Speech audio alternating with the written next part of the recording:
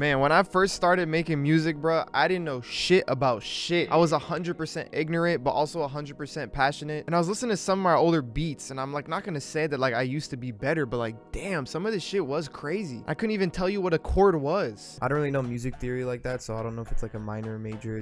I don't know any of that shit. And I just always had this like burden on me, the fact that I was gaining traction and, you know, people were noticing what I was doing, and I didn't really know what the fuck I was doing with music. I had no musical background really. I didn't know any music theory. And this kind of created just this like weird imposter syndrome for me. And don't get me wrong, knowing music theory is awesome, and I wouldn't take back all the knowledge I've gained over this past few years. But if you don't know how to create, you know, with intention and with feeling and emotion, I feel like knowing too much music theory could actually hinder you and make you worse. I spent the past 4 to 5 years pretty locked in, you know, on improving my piano playing, improving my theory knowledge, and I find myself sometimes just being hindered by the fact that I know too much about theory to actually create something that I really do enjoy. Like putting labels to sounds kind of just sets up like these weird creative roadblocks in the process, and I feel like I'm kind of trying to just backtrack here and unlock that, you know, that creative ignorance and that freedom that I first had when I started making music. And please, by all means, if you want to learn piano, if you want to learn theory or an instrument, please do not let this stop you. But also do not get blinded to the fact that knowing hella music theory does not equal making great music, because you cannot make good music based on a curriculum or a set of notes. It really just has to be chasing that internal feeling you have, or that magic that's inside of you. And backpacking off of my last video, this is why I think the most